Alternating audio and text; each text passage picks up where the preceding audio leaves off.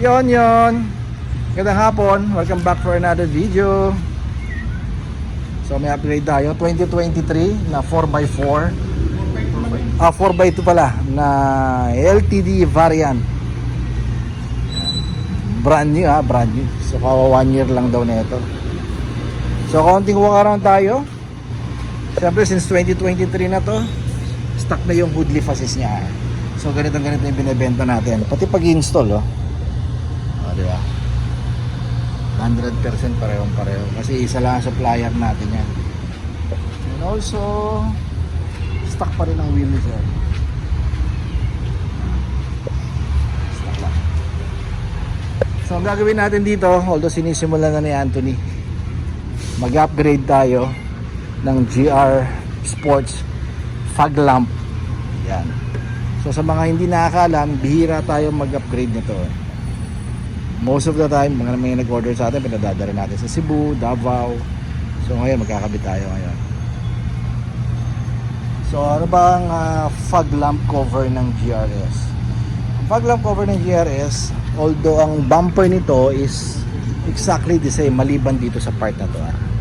Yan kasi ang pinapalitan. So na-upgrade, pwede natin gamitin dito. So pinapaklas nyo.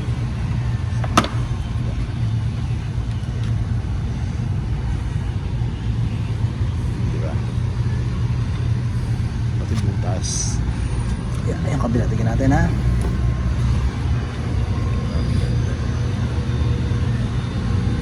same na same. So ang stock kasi ng tulad ng ito, itong LTD na to, yung fog lamp niya, medyo parang manipis ang datingan, di ba? Manipis na kasi itong design banda dito. Then pagdating sa part na to, since although part pa rin ng isang pirasong bumper, kaya lang nahiwalay na tong fog lamp cover niya. So medyo naging slim ang datingan ng unahan ng LTD. Kaya pag nilagay natin to, mamaya pakita ko sa inyo. Yan. Saan ko nilagay?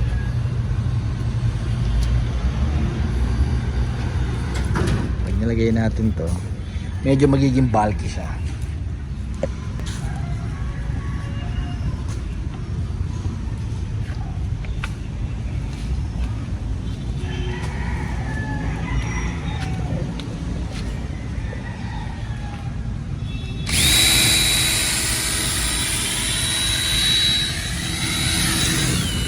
Maglalagay lang tayo ng isang butas para sa bracket.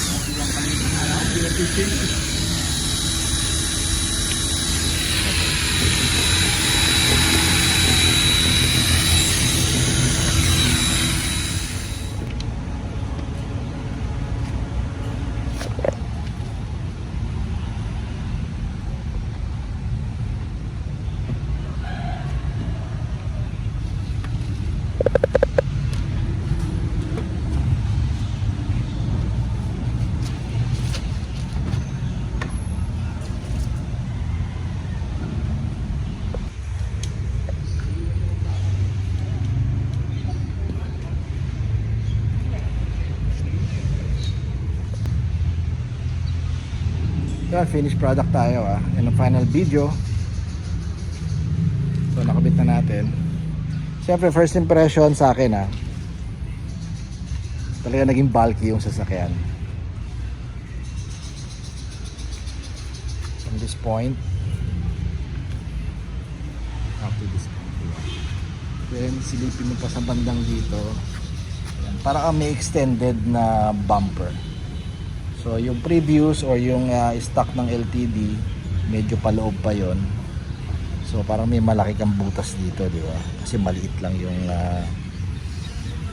yung fog lamp cover niya or yung fog lamp panel niya.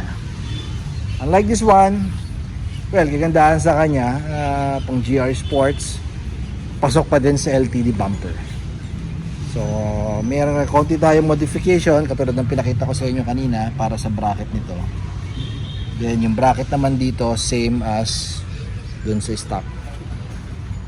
So ang kinabit natin sa kanya na fog lamp cover for GRS, 100% original, genuine yan. Meron tayong part number dito. Nandito isang cover ni sir. Yeah. ating pinaglagyan. Yan yung part number natin. Yan yung isa kasi pinaglagyan na ng stock na cover niya. So for this one, walang pintura, walang kabit. 10,000 ang benta natin. Okay, so meron tayo mag-a-adjust lang tayo sa pintura, and for the installation 3,000. Okay, so invite you kayo guys, please visit yun ng ating Facebook page natin. Yan, papakita ko sa inyo. Then yung YouTube channel na rin as well, paki-follow naman tayo ron, and paki-subscribe, and hit the notification bell para manonotify kayo every time na meron tayong video na ina-upload na katulad nito. So thank you kay Sir Eli ng Pasig.